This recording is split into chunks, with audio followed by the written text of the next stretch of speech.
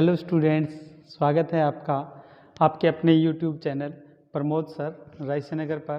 Students, आज मैं आपके लिए रेशियो एंड प्रपोर्शन यानी कि अनुपात समानुपात का पार्ट सेकंड लेकर आया हूँ।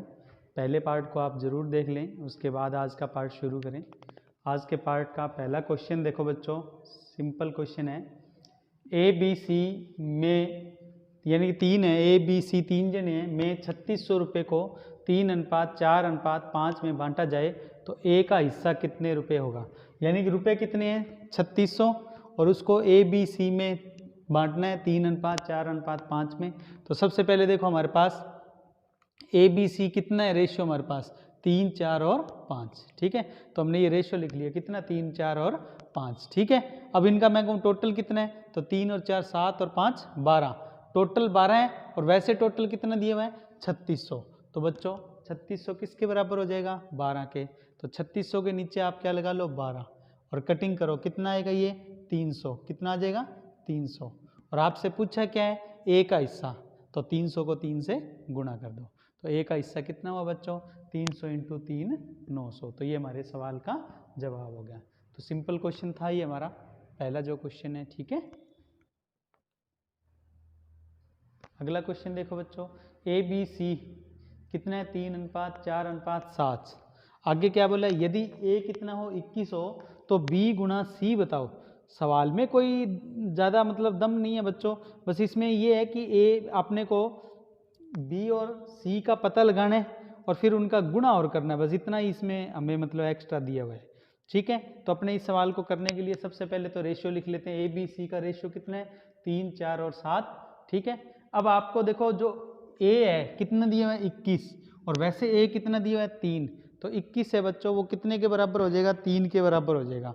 तो 21 के नीचे क्या लगा देंगे अपने, 3 लगा देंगे। ठीक है, तो और अपने अगर कहें टोटल, तो टोटल हालांकि इसमें जरूरत पड़ने वाली नहीं है, वैसे इसका टोटल कितना आ रहा है 14 आ रहा है, हालांकि जरूरत नहीं है इसमें।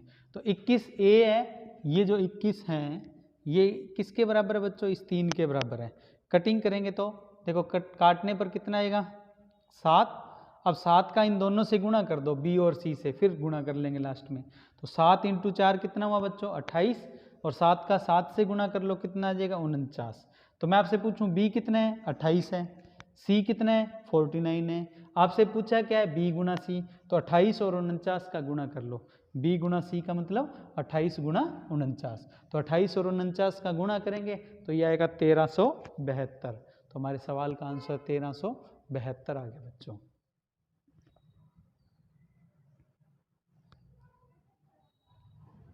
अगला सवाल देखिए स्टूडेंट्स, इसमें बोला है ए माइनस पी अनुपात ए माइनस क्यू अनुपात ए माइनस आर बराबर 7, 4 और 9 है।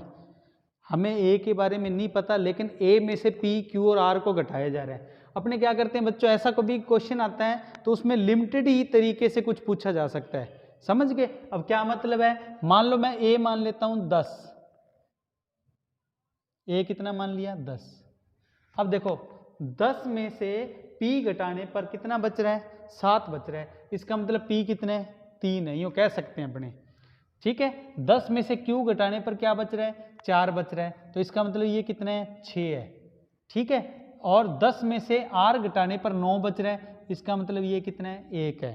तो इसका मतलब ये हुआ कि अगर अपने लिखना चाहें तो P, Q और R को 3, 6 और 1 लिख सकते हैं, लेकिन ध्यान रखना कि ये रेशियो नहीं है, इनका वास्तविक रेशियो ये नहीं है। ये लिखा जा सकता है, अगर आपने ए को 15 मानना होता तो ये रेशियो अलग आता। अब मैं जो आपको बेसिक बात सिखाना चाह रहा हूं वो ये है, ध्यान देना बच्चों।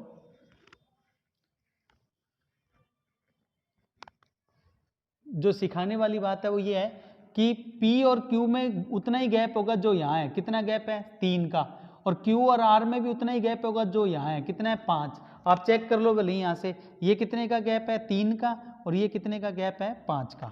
ठीक है, अब आप यूँ कह सकते हो कि P और Q में से P छोटा है कितना 3, किससे Q से, P और Q में से, और Q और R में से Q बड़ा है किससे, R से। कितना बड़ा है 5 बड़ा है, रेशियो में 5 बड़ा है। और अपने को ये ही पूछा जा सकता है, देखो यहाँ भी डिफरेंस पूछे हैं, कितना अधिक है, अधिक या कम का मतलब डिफरेंस, तो डिफरेंस ही पूछे हैं और ये भी क्या दिया है, डिफरेंस।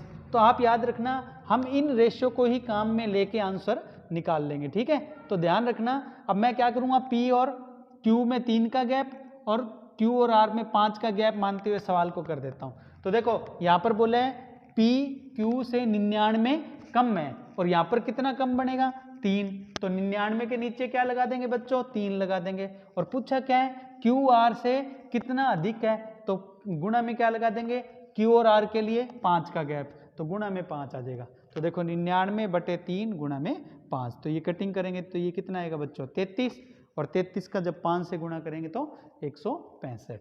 तो ये हमारे सवाल का आंसर हो गया, ठीक है। अच्छा सवाल है, लेकिन थोड़ा सा मतलब है तो सिंपल ही, लेकिन थोड़ा सा घुमाया हुआ था, ठीक। अब अगला सवाल देखो, ए और बी का रेशियो कितना है, 3 और 5, सी और बी का रेशियो कितना है, 2 और 7, आगे b माइनस ए माइनस सी बराबर 20 हो तो b का मान कितना होगा। तो बच्चों याद करो, अपने को सबसे पहले ये रेशियो बराबर करके तीनों को एक साथ लिखना है। अब ये रेशियो में आप एक देखो कि कॉमन क्या है, इन दोनों में कॉमन क्या है, हमारे पास पहले ए और बी का रेशियो है, फिर सी और बी का रेशियो है, इसका मतलब इन दोनों में कॉमन क्या है, b कॉमन है, ठीक है।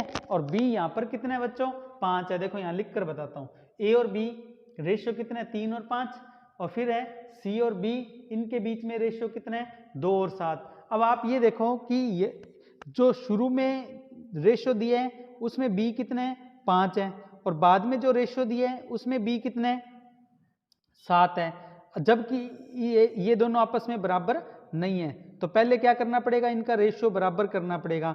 और रेशियो कैसे बराबर करेंगे, पहले वाले अनुपात को कितने से गुणा कर दो, 7 से, पहले वाले अनुपात को कितने से गुणा कर दो, 7 से गुणा कर दो, और दूसरे वाले को कितने से कर दो, ये देखो ये जो 7 है ना b का, वो 7 तो इधर गुणा हो जाएगा, और ये b कितने है, 5, इस 5 का इधर गुणा हो जाएगा। जैसे ये गुणा करेंगे तो ये अनुपात क्या होगा, बराबर होके आ जाएगा, और फिर उससे हम तीनों को एक साथ लिखकर और आगे बढ़ सकते हैं, ठीक है। तो मैं यही कर रहा हूँ, पहले इधर कितने का गुणा, 7 का गुणा, ठीक है, और इधर करेंगे अपने 5 का। तो 7 का गुणा करेंगे तो ये कितना आएगा, 7 × 21, 7 × 5 = 35, 5 का इधर करेंगे 5 दूनी 10 और 5 7 35, ठीक है। अब आप गौर करना, यहाँ पर b कितना हो गया, 35, और ये भी कितना हो गया, 35। अब मैं आपको कहूँ इन तीनों को एक साथ लिख लो, तो तीनों को एक साथ लिखेंगे तो ए बी सी का रेशियो क्या आएगा, यहाँ से देखो 21, ठीक है, a 21, b कितना होगा 35, और c कितना हो जाएगा 10। अब इतना होने के बाद अब हमारे लिए सवाल इजी हो जाएगा, कैसे, अब तीनों को एक साथ लिख लिया, सवाल में जो रकम दिया वो ध्यान से समझो, सवाल में दिया क्या क्या है, हमें दिया है b minus a minus c, तो मैं आपको कहूँ बताओ b कितना है, b का रेशियो हमारे पास है, b का रेशियो देखो कितना है हमारे पास, b का रेशियो है 35, फिर अपने को दिया क्या है, b minus a minus c, तो देखो b कितना है हमारे पास 35, a कितना है 21, और c कितना है 10। तो मैं आपको कहूँ घटाना, 35 में से 21 घटाया 14, 14 में से 10 घटाया 4, यानी कि ये जो 20 है ये किसके बराबर है, 4 अनुपात के बराबर है। ये कितने के बराबर है, 4 के। तो 20 के नीचे क्या लगाना है बच्चों, 4 लगाना है, ठीक है। 20 के नीचे 4 आ गया, अब 4 से ये काट देंगे तो ये कितना आ जाएगा 5, और पूछा क्या बच्चों, b का मान पूछा है आपसे, तो b का मान निकालने के लिए 5 का कितने से, 35 से गुणा कर देंगे, तो 5 का जब 35 से गुणा करेंगे तो हमारे पास आंसर आएगा 175। तो देखो ये सवाल बिल्कुल सिंपल हो गया हमारे पास, बिल्कुल इजी वे से अपने ने किया इसे, ठीक है।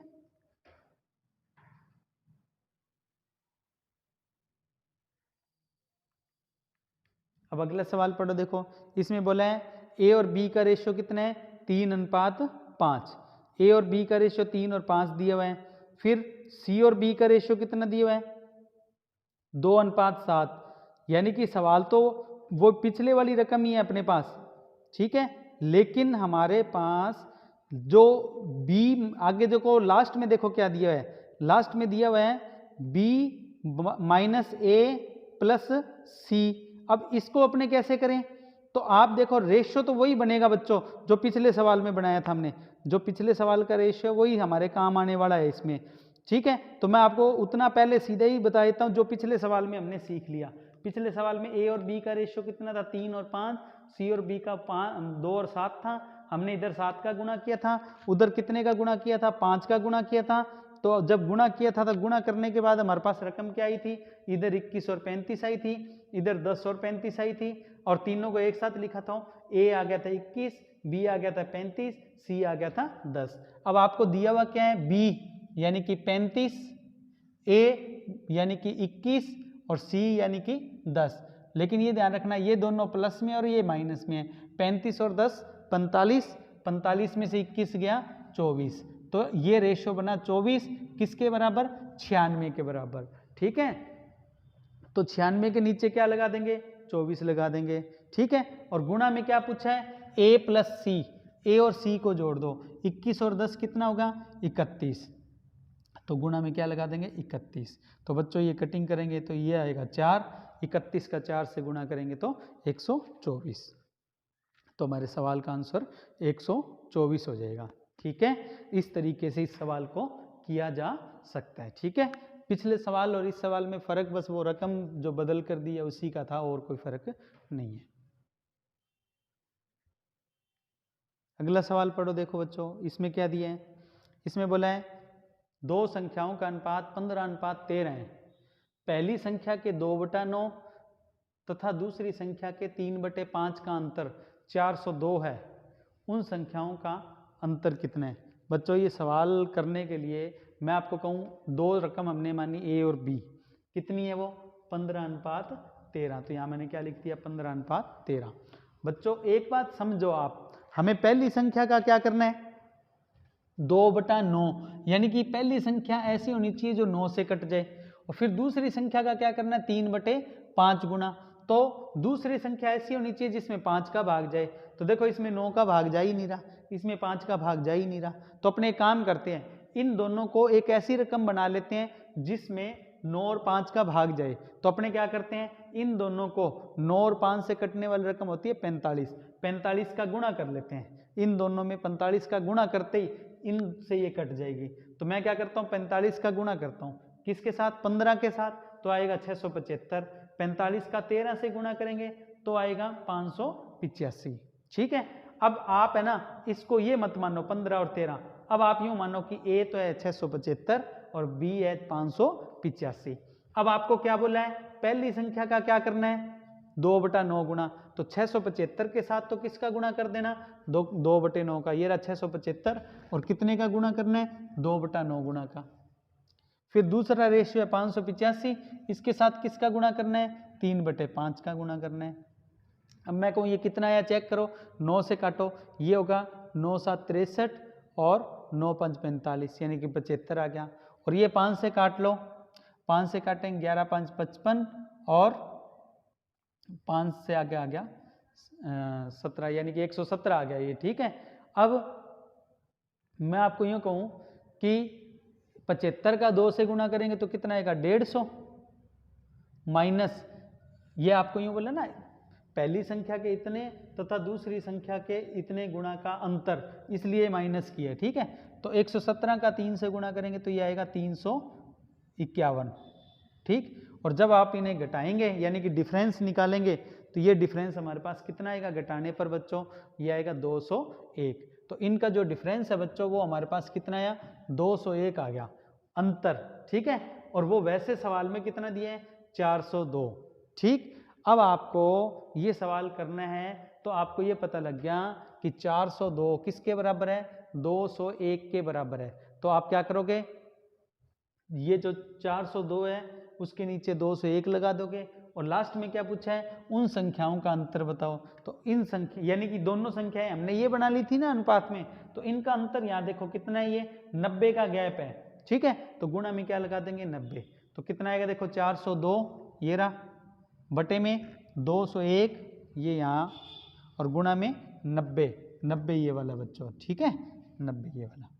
अब ये कटिंग करेंगे तो ये सीधा 2 से कट रहा है, और 90 का 2 से गुणा करेंगे तो क्या आएगा 180। तो हमारे सवाल का आंसर 180 आ गया। ठीक, अच्छे से देख लो आप इसे। सवाल नॉर्मल ही था, बस वो रेशो को कटिंग करने के लिए हमने गुणा कर दिया 45 से बस। अगला सवाल देखो, ए और बी का रेशियो दिया है 3 और 4, बी और सी का दिया है 5 और 3, सी और डी का दिया है 2:5। तो A B C D 4 content है इसमें, ठीक। तो ए बी सी डी का जो रेशियो है वो बताओ कितना होगा। तो बिल्कुल ही सिंपल तरीके से करते हैं। कैसे? पहले मैंने लिख दिया यहाँ ए बी सी डी। अब मैं आपको कहूँ इनका रेशियो निकालने के लिए आप सबसे पहले देखो जो जो रेशियो अपने को दिए हैं पहले तो अपने वो लिखेंगे, ठीक है। उनको लिखने के बाद में अपने आगे की कार्रवाई करेंगे। और इसको करने के लिए 2 तरीके आप अपना सकते हो, ठीक है। और वो क्या क्या होंगे वो देखो। सबसे पहले ए और बी का रेशियो लिख लो 3 और 4। फिर बी और सी का रेशियो देखो कितना है, ये 5 और 3, तो ये 5 और 3 लिख लिया। सी और डी का रेशियो कितने हैं, 2 और 5, तो यहाँ पर 2 और 5 लिख लिया। अब ये लिखने के बाद हमारे पास इसको आगे सॉल्व करने के तरीके हैं वो 2 हैं। एक तरीका तो मैं आपको बताता हूँ, देखो इन तीनों का गुणा करो। इन तीनों का गुणा कितना आएगा, 3 5 3 15, 15 दूनी 30, तो पहला रेशियो आ गया 30।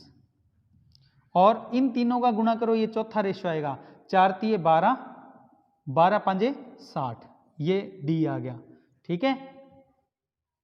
अब मैं आपको कहूं कि ये बी और सी ये रेशियो कैसे निकालें, तो अगर आप यूं गुणा करोगे तो बी आ जाएगा। तो देखो 4 5 20, 20 दूना 40, ये 40 आ गया। और इधर से गुणा करोगे तो ये सी आ जाएगा, 4 3 12, 12 दूना 24, ये 24 आ गया। तो 30 40 और 24 और 60, आगे ये कितने से कट रहे हैं, ये 2 से कट रहे हैं, 2 से काट दो 15, ये आ गया 20, ये आ गया 12 और ये आ गया 30। तो 15 20 12 30 ये हमारे सवाल का रेशियो आ गया, ठीक है। तो एक तो ये तरीका जो मैंने आपको बताया है, क्या है, द्वारा रिवाइज कर देता हूं। पहले इनका गुणा और इनका गुणा, ये तो आएगा ए, इनका गुणा आएगा डी, इधर से गुणा करोगे बी और ये गुणा करोगे तो सी, ठीक है। और एक तरीका ये है कि आपने ऐसे तो लिख ही लिया ए बी बी सी और सी डी। अब आप क्या करो, इनकी पूर्ति कर दो। देखो इधर क्या करो, 4 है ना, तो ये आगे 4 4 लिख दो इसमें, ये देखो 4 4 लिख दिया। इधर क्या है देखो 5, तो इससे पहले वाले को 5 लिख दो, पूर्ति कर दो। ये 3 है, 3 के बाद वाले को भी क्या कर दो, 3 लिख लो। अच्छा ये 2 है, 2 से पहले वालों को क्या लिख दो, 2 लिख दो। अब क्या करना है, बस इनका गुणा करना है। इनका क्या करेंगे, गुणा करेंगे। तो इनका गुणा कर देंगे, कैसे करेंगे, देखो इनका गुणा 5 3 15, 15 दूनी 30, ये 30 आ गया। 4 5 20, 20 दूना 40 आ गया। 4 3 12, 12 दूना 24 आ गया। 4 3 12, 12 5 60 आ गया। और ये 2 से सारे कट जाएंगे, 2 से काटेंगे तो ये कितना आ जाएगा हमारे पास, 15 20 12 और 30, ये हमारे सवाल का आंसर आ जाएगा। तो आप ऐसे भी कर सकते हो इस सवाल को, ठीक है। दोनों तरीके हैं। अब अगला सवाल है, उसमें देखो रकम तो वही है लेकिन आगे एक कंटेंट और दे दिया, कुछ और दे के, यानी ये डाटा और दे दिया और उसके बाद डी का मान पूछा है। तो अपनों ने पिछले सवाल में जितना सीखा है वो मैं सीधा ही लिख देता हूँ। देखो पिछले सवाल में हमने ये इतना सीख लिया था, ठीक, यहाँ तक हम पिछले सवाल में कर चुके हैं, इसलिए मैंने आपको ये सीधे लिख के बता दिया। अब आपको इसमें अगर डाउट है तो पहले आप पिछला सवाल देख लेना, क्योंकि उसमें मैंने आपको रेशियो बनाना बता दिया, ठीक है। अब उस रेशियो को अप्लाई कर देना है सवाल में जो डाटा दिया है उसके हिसाब से। तो आप क्या करेंगे इसमें, देखो आपको दिया हुआ है बी माइनस ए प्लस सी, तो मैं आपको कहूं बताओ बी कितने है, तो बी हमारे पास है 15, नहीं बी हमारे पास है 20, बी है 20, ए कितने है 15 और सी कितना है हमारे पास 12, ठीक है। तो 20 और 12 32, 32 में से 15 गया 17, तो हमारे पास ये जो 102 है इसका रेशियो में मान 17 आ गया। तो 102 के नीचे क्या लगा देंगे बच्चों, 17 लगा देंगे। फिर उसके बाद अपने को गुणा में क्या लगाना है, जो पूछा है आपसे, पूछा है डी, तो गुणा में क्या लगा देंगे 30। तो देखो इसको कैसे सॉल्व करेंगे, 102/17 और गुणा में 30, तो ये आ गया कट के 6 और 30 का गुणा करेंगे तो 180। तो हमारे सवाल का आंसर क्या आया, 180 आ गया बच्चों। देखो बिल्कुल सिंपल, ठीक है। अब है बच्चों प्रपोर्शन क्या होता है, समानुपात क्या होता है, जब दो या दो से अधिक रेशियो आपस में क्या हो, बराबर हो, समान अनुपात। समानुपात का मतलब होता है समान अनुपात, ठीक है।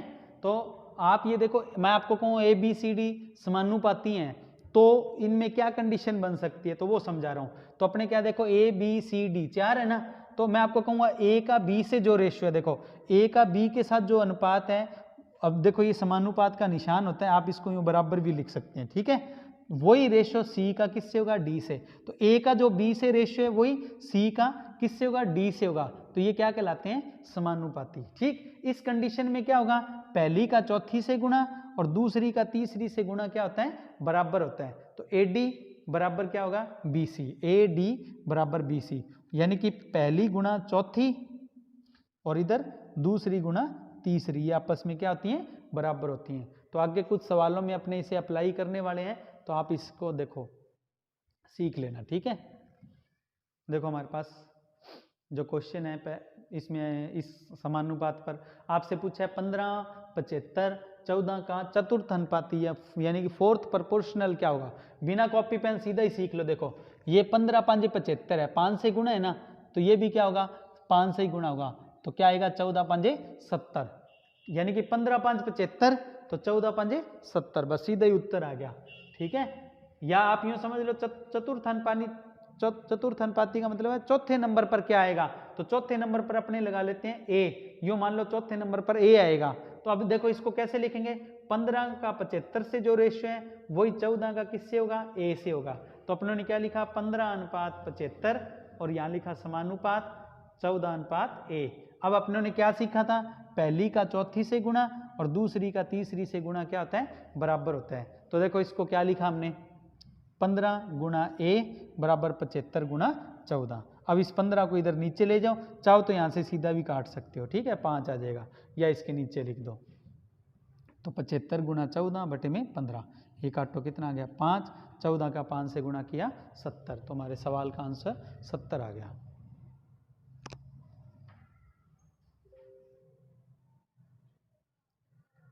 अगला सवाल देखो, वो भी इसी तरीके से है। आपको अब की बार पूछा है तृतीय अनुपाती यानी थर्ड प्रोपोर्शन बताओ, तो तीसरे नंबर पर ए लिख लेंगे अब की बार। 15 75 तीसरे नंबर पर ए ये निकालना है और 60। अब आप सीधा करना चाहो तो यूँ है 15 5 75, ये देखो 5 से गुणा हुआ है यानी कि, तो यहाँ भी 5 से ही गुणा होना चाहिए। तो 60 का किससे मतलब किससे गुणा करेंगे 60 आ जाए 5 के साथ, तो 12 5 60, तो ए का मान 12 आना चाहिए बच्चों। सीधा तो आपको यूँ पता लग गया, यानी कि 75 में 5 का भाग दिया 15 गया, 60 में 5 का भाग देंगे तो 12। या तो यूँ कर लो या यूँ लिखो, 15 का 75 से जो रेशियो है वही ए का किससे होना चाहिए, 60 से होना चाहिए, ठीक है। अब पहली का चौथी से गुणा और दूसरी का तीसरी से गुणा क्या होना चाहिए, बराबर। तो 75 गुणा ए बराबर 15 गुणा 60, और ये 75 इधर नीचे ले जाओ, तो ए बराबर क्या होगा 15 गुणा 60 बटे में 75, और ये काटेंगे तो ये आ जाएगा 5, 5 से ये काटेंगे तो कितना आएगा 12, जिसे हमने सीधा भी निकाल लिया था, तो ए का मान 12 आ जाएगा।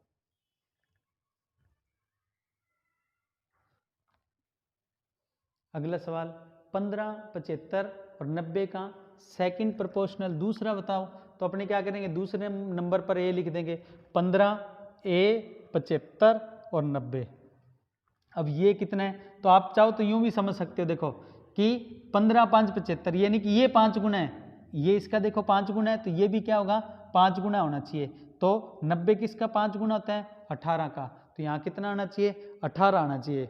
यानी कि आप चाहो तो इस तरीके से कर सकते हो, या फिर कैसे लिखो जैसे पहले लिख रहे थे, क्या 15 का जो ए से गुणा है, ए से जो अनुपात है, 15 का ए से जो अनुपात है वही 75 का किससे होना चाहिए, 90 से। उसके बाद उसी तरीके से फिर लिख लो, क्या 15 का 90 से गुणा और ए का 75 से गुणा आपस में क्या होना चाहिए, बराबर।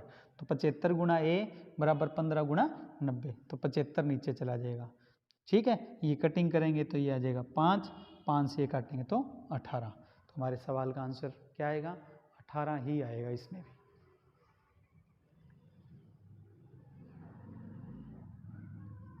फिर अगला सवाल देखो बच्चों, अगले सवाल में भी सेम वैसी है, प्रथमानुपाती पूछा है, यानी कि शुरू में क्या आएगा, फर्स्ट नंबर पर क्या आएगा, तो इसको करते टाइम क्या ए लिख देंगे शुरू में, ए 30, 50, 150, ये इसका ट्रिपल है तो यहाँ भी ट्रिपल ही होना चाहिए, तो ये 10 का ट्रिपल है 30, तो 10 उत्तर आएगा।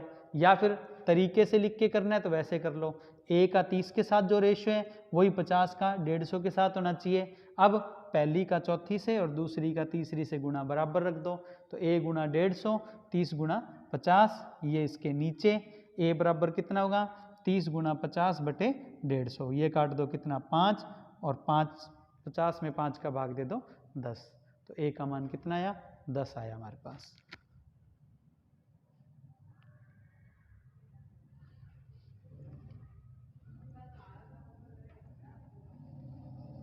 अब देखो कंटिन्यूड प्रोपोर्शनल या कंटिन्यूड रेशियो क्या होता है, वितता अनुपात बोलते हैं हिंदी में, वितत यानी कि कंटिन्यूड रेशियो क्या मतलब है इसका, देखो इसको मैं यहाँ लिख कर बता देता हूँ। देखो मैं आपको कहूँ ए का ए बी सी वितता अनुपात में है, कंटिन्यूड प्रोपोर्शनल में या रेशियो में है, तो ए का जो बी से रेशियो होगा वही बी का किससे होगा सी से होगा, तो आप इसको यूँ लिख सकते हो ए का जो रेशियो बी से है वही बी का किससे होगा सी से होगा। अगर मैं यहाँ डी लिख दूँ तो सी का वही रेशियो किससे होना चाहिए डी से होना चाहिए। अब मैं आपको कहूँ इसका गुणा करके लिखेंगे तो कैसे होगा, पहली का चौथी से और दूसरी का तीसरी से, तो बी का बी से करेंगे तो क्या आएगा बी स्क्वायर, ठीक है, और ए का सी से करेंगे तो ए सी, तो बी स्क्वायर बराबर क्या आया बच्चों ए सी आया, ठीक है। अब अपने इसको अप्लाई करते हैं आगे सवालों में। देखो मैं आपको कहूँ 21 और 42 का तृतीय अनुपाती बताओ। देखो बच्चों तृतीय अनुपाती पहले भी किया था, उसमें 3 रकम दी थी, 3 वैल्यू दी थी और फिर तृतीय अनुपाती पूछा था, तो वो सवाल था समानुपात का, प्रोपोर्शनल का सवाल था। अब 2 वैल्यू दे के और आगे पूछ लिया तीसरे नंबर पर क्या आएगा, तो ये वितता अनुपात का है, या सवाल में लिखा ही होगा वितता अनुपाती, ठीक है। तो देखो 21, 42 और तीसरे नंबर पर क्या लिख लेते हैं अपने, इसे ए लिख लेते हैं। अब मैं आपको कहूँ कि इसमें सीधा करना है तो ये यूं बनेगा, देखो 21 दूना 42, ठीक है, तो 42 दूना कितना आएगा 84, यहाँ ए की जगह 84 आ जाएगा, सीधा ही करना है तो, या फिर लिख कर करना है पूरा तो यूं होगा 21 का जो 42 से रेशियो है वही 42 का किससे होना चाहिए ए के साथ होना चाहिए, ठीक है। अब आगे अप्लाई क्या करेंगे, पहली का चौथी से और दूसरी का तीसरी से गुणा बराबर रख दो, तो क्या करेंगे 21 गुणा ए बराबर 42 गुणा 42, ठीक है। अब 21 को इनके नीचे ले जाओ तो a बराबर क्या आएगा 42 गुणा 42 बटे 21, ये कटिंग करेंगे तो 2 और 42 दूना 84, जो मैंने आपको पहले सीधा ही बता दिया था कि 84 आएगा।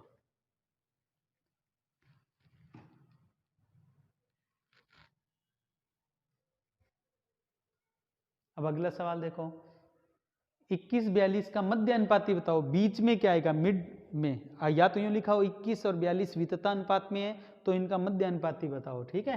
तो अपने बीच में है, अब की बार ए लिख लेते हैं। अब वही तरीका है, इसका इससे जो रेशियो है वही इसका इससे होना चाहिए, तो 21 का ए से और ए का 42 से, अब गुणा कर लो इसका इसके साथ और ए का ए के साथ, तो क्या आएगा ए स्क्वायर बराबर, अब ये ए गुणा ए क्या हो जाएगा ए स्क्वायर, ए स्क्वायर बराबर कितना हो गया 42, 21 गुणा 42। अब मैं आपको कहूँ इस सवाल को कैसे सॉल्व करें जल्दी से, अब सॉल्व करने के लिए यहाँ पर आपको थोड़ा मतलब आपको ये ध्यान में रखना पड़ेगा कि ए स्क्वायर बराबर ये आ गया ना, अपने इसको क्या लिख सकते हैं 21 गुणा 2 लिख सकते हैं। अब देखो 21 गुणा 21 स्क्वायर हटाएंगे तो वर्गमूल करना पड़ेगा, तो 21 गुणा 21 में से एक वैल्यू बाहर आ जाएगी, तो 21 तो बाहर आ जाएगा, अंदर क्या रह जाएगा √2, तो हमारा जो आंसर है देखो इस तरीके से करेंगे अपने, भी ये स्क्वायर हटाया तो इधर रूट कर दिया, अब यहाँ पर इसको 21 गुणा 2 लिखा ना, अब 21 बाहर आ जाएगा √2 अंदर रह जाएगा, तो ए बराबर क्या आएगा 21 √2, ए की वैल्यू।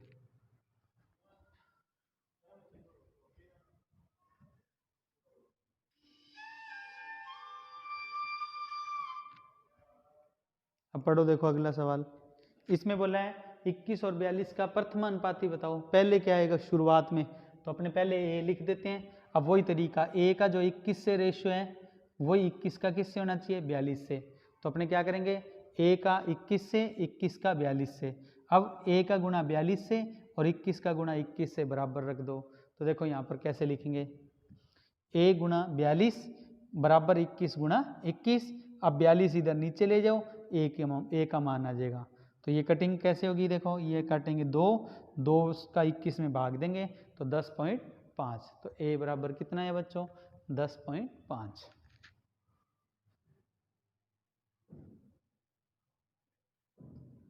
अगला सवाल देखो, 2:5:4 का व्युत्क्रमानुपात रेसिप्रोकल रेशियो, ठीक है।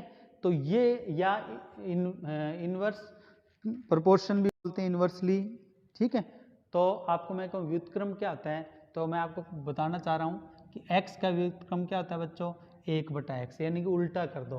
तो मैं आपको कहूँ 2, 5 और 4 का व्युत्क्रम क्या होगा, इनको उल्टा कर दो, 1/2, 1/5, 1/4, ये इनके व्युत्क्रम हो गए।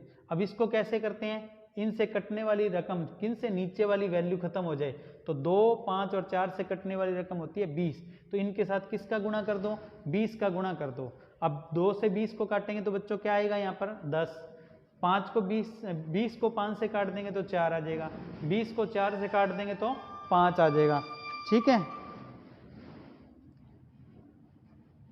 ये इस तरह से हमारे सवाल का आंसर हो गया।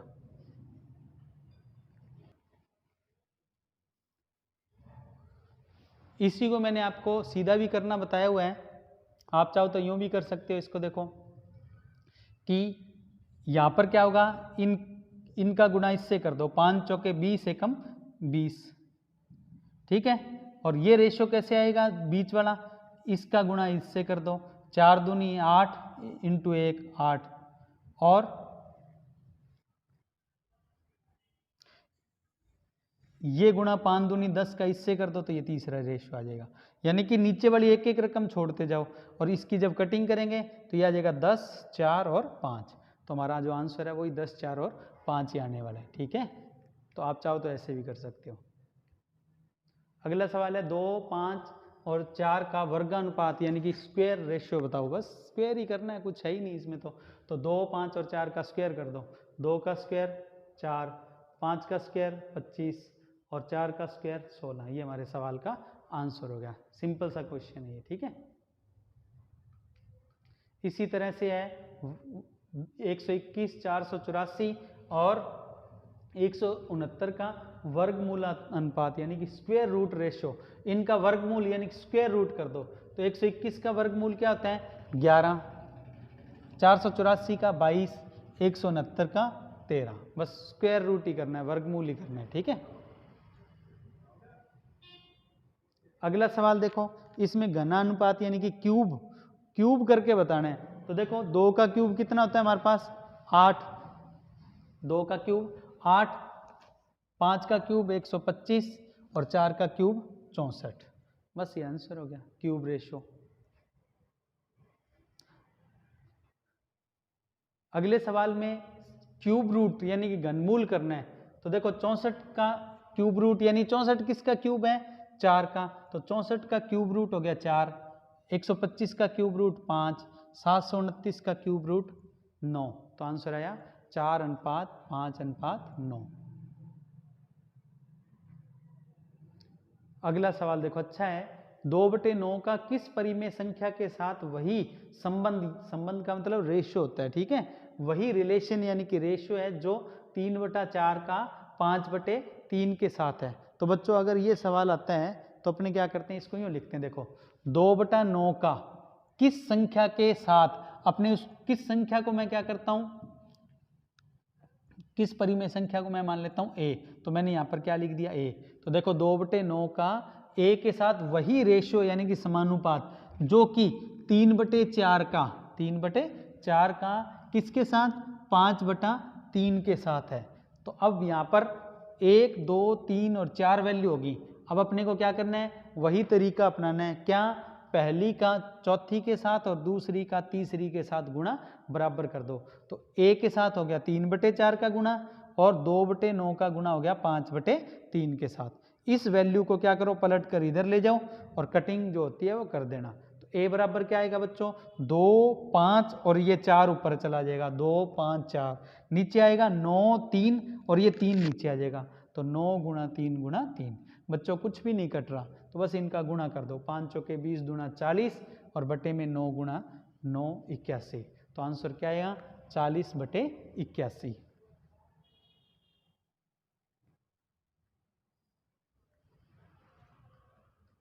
अगला सवाल, किस परिमेय संख्या का, अब ध्यान से देखो पिछले सवाल में था 2/9 का किस परिमेय संख्या के साथ, और अब की बार बोला है किस परिमेय संख्या का 2/9 के साथ, यानी कि अब की बार किस परिमेय संख्या, यानी कि a को अपने पहले लिख दो, बस इतना ही फर्क है। तो अपने यहाँ लिख दिया a, फिर लिखा 2/9, इनका वही रिलेशन है जो 3/4 का 5/3 के साथ है।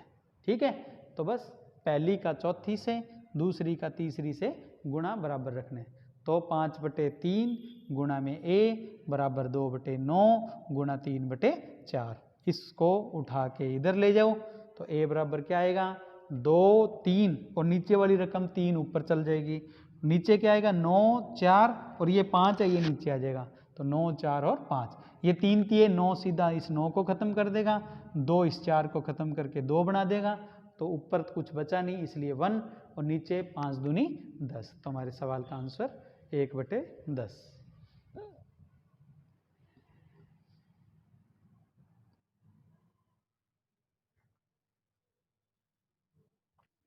किसी चक्रीय चतुर्भुज, बच्चों चक्रीय चतुर्भुज का मतलब होता है साइक्लिक क्वाड्रिलेटरल। क्या होता है चक्रीय चतुर्भुज, आपको यूं समझा देता हूँ। ऐसा चतुर्भुज जिसके चारों वर्टेक्स यानी कि सीट्स एक सर्कल पर आ जाए। इसकी खास बात होती है कि इसके आमने सामने के कोणों का जो जोड़ होता है ना वो 180 डिग्री होता है। इन दोनों का जोड़ 180 है, ऐसे ही इन दोनों का जोड़ भी क्या होगा 180 होगा। अब आपको बोला है कि किसी चक्रीय चतुर्भुज के तीनों उत्तरोत्तर यानी कि कंटिन्यू कोणों का, तीन उत्तरोत्तर कोणों का अनुपात 5:4:1 है। जैसे ये 5 है, ये 4 है और ये 1 है रेशो में, तो ये कोण कितना है ये बताना है। तो अपने क्या करते हैं, सबसे पहले चौथे कोण का मान पूछा है, तो सबसे पहले ध्यान रखना चक्रीय चतुर्भुज की खास बात क्या होती है, इसके आमने सामने के कोणों का टोटल कितना होता है 180 डिग्री होता है। इसको चलो मैं मिटा रहा हूं, चक्रीय चतुर्भुज के आमने सामने के कोणों का टोटल क्या आता है 180 डिग्री। दोबारा बता देता हूं, देखो यानी कि इन दोनों का टोटल 180 होगा, वैसे इन दोनों का टोटल भी क्या होगा 180 होगा। तो जो रेशियो था मैं एक बार दोबारा लिख देता हूँ, 5 इधर कितना है 4 और ये 1, ये निकालना है। तो देखो यहाँ पर मैंने तीन कोणों को ABC लिख दिया और ये रेशियो कितना है 5:4:1। और आपको पता है आमने सामने वाले कोणों का टोटल क्या होता है 180 डिग्री होता है, यानी कि 5 और 1 यानी कि ये वाला और ये वाला इनका टोटल कितना है 180 डिग्री है। और ये वैसे कितने बन गए 5 और 1 6, तो इसका मतलब बच्चों 180 डिग्री 6 के बराबर है। तो 180 के नीचे क्या लगा दिया 6, और B के लिए क्या होगा इस 4 का गुणा हो जाएगा। तो ये कटिंग करेंगे तो ये कितना आएगा 30, 30 का गुणा 4 से करेंगे तो कितना आ जाएगा 120 डिग्री, यानी कि B का मतलब ये वाला कोण 120 डिग्री आ गया बच्चों। अब आप गौर करना, अगर ये 120 है तो आमने सामने वाले कोणों का टोटल क्या होता है 180 होता है। 180 में से 120 क्या कर दो माइनस कर दो, तो जो चौथा कोण है वो निकल कर आ जाएगा। तो D, चौथे कोण को मैं यहाँ D लिख रहा हूँ, तो D कितना आएगा 180 डिग्री में से 120 डिग्री माइनस कर दो, तो आपके सवाल का आंसर क्या आ जाएगा 60 डिग्री।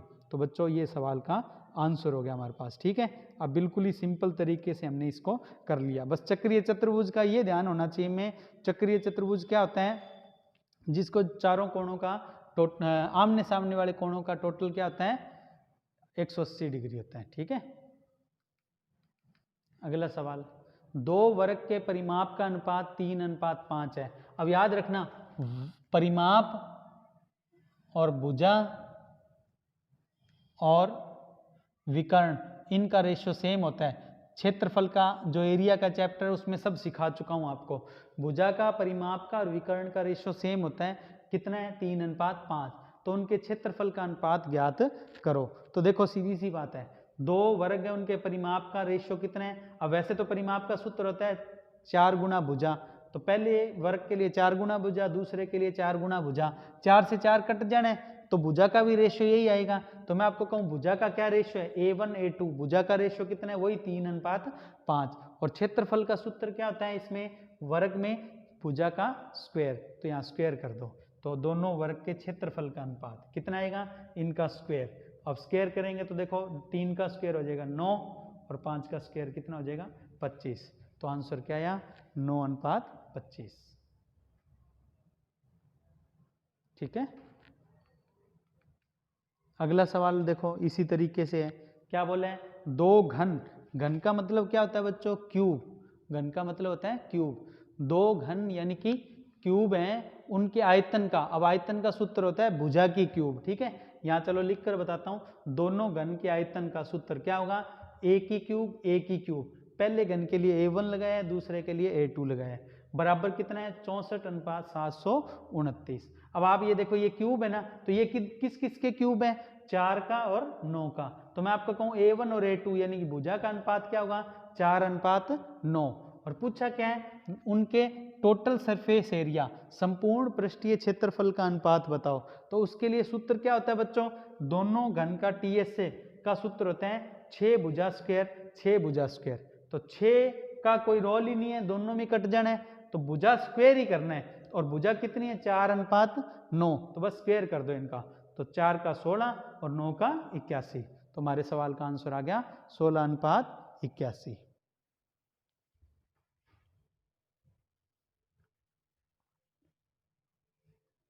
अगला सवाल देखो बच्चों, ये हमारी आज की क्लास का अंतिम क्वेश्चन है बच्चों। ठीक है, एक बिल्ली का पीछा एक कुत्ता करता है। ठीक है, एक कुत्ता है वो पीछे दौड़ रहा है बिल्ली के। यदि बिल्ली 4 कदम चलती है तो कुत्ता 3 कदम चलता है। मतलब जितनी देर में बिल्ली क्या 4 कदम चल लेती है, उतनी देर में कुत्ता कितने 3 कदम ही चल पाता है। ठीक है, और फिर क्या बोला है? कुत्ते के 5 कदम बिल्ली के 8 कदम के बराबर है। यानी कि बिल्ली यूं 8 कदम दौड़ती है ना, उतनी देर में जो उतनी दूर कुत्ता कितने कदम में? 5 कदम में पहुंच जाता है।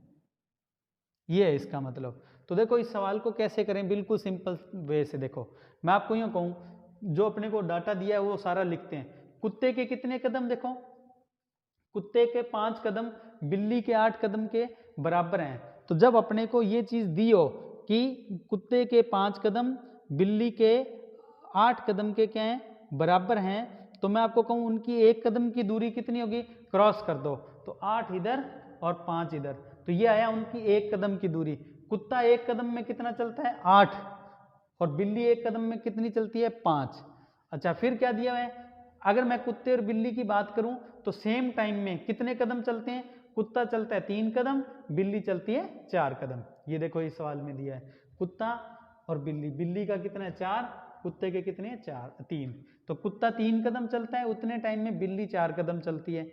अब देखो कुत्ते के 1 कदम की दूरी 8 है, बिल्ली के 1 कदम की दूरी 5 है। वो भी यहाँ लिख लेते हैं। 1 कदम की दूरी इसकी 8 है, इसकी 5 है। तो आप गुणा कर लो, इनकी चाल का रेशियो आ जाएगा। इनकी चाल का अनुपात पूछा है। तो 3 कदम में 8 के हिसाब से दूरी होगी कितनी? 24। 8 इंटू 3 कितना हो जाएगा? 24। और ये होगा 4 5 20। 4 से कट जाएगा, कितना आ जाएगा? 6:5। तो हमारे सवाल का आंसर यानी कि चाल कितनी आएगी बच्चों? 6:5। और ये हमारी आज की क्लास का अंतिम क्वेश्चन था बच्चों। ठीक है स्टूडेंट्स, आपकी कोई भी जो क्वेरी हो वो आप, ये जो हमारा टेलीग्राम का ग्रुप बना हुआ है प्रमोद सर RSNR, इस टेलीग्राम के ग्रुप में या ये व्हाट्सएप जो नंबर दिए हैं इन पर आप अपनी क्वेरीज भेज सकते हैं। और ये जो क्वेरीज हैं इनका सॉल्यूशन जो है स्टूडेंट्स आपस में ही दूर कर देते हैं। फिर भी जिस सवाल का आंसर नहीं मिलता है वो आप हमसे पूछ पाएंगे। तो इस टेलीग्राम का जो ग्रुप है इसमें आप जुड़ जाइए। ठीक है, इसके अलावा कुछ सोशल प्लेटफॉर्म और हैं, ठीक है, जिन पर आप हमसे संपर्क कर सकते हैं। जो इसमें तीसरे नंबर पर है प्रमोद सर राइसनगर, ये टेलीग्राम का चैनल का लिंक है। टेलीग्राम का जो चैनल है आप उसमें अगर जुड़ते हैं तो आपको पिछली सभी वीडियोस की जो लिंक हैं प्लस उनकी PDF जो नोट्स हैं वो आपको मिल जाएंगे। ठीक है स्टूडेंट्स, आप इन सोशल प्लेटफॉर्म पर ज़रूर जुड़िएगा और ज़्यादा से ज़्यादा स्टूडेंट्स तक अपना जो ये YouTube चैनल है इसका प्रचार करिएगा, क्योंकि बिल्कुल फ्री ऑनलाइन क्लास हैं। और आज की जो क्लास है उसको यहीं अपने समाप्त करेंगे। जय हिंद, जय भारत। थैंक यू बच्चों। प्रैक्टिस कीजिएगा। आप मिलते हैं आपसे अगली वीडियो में।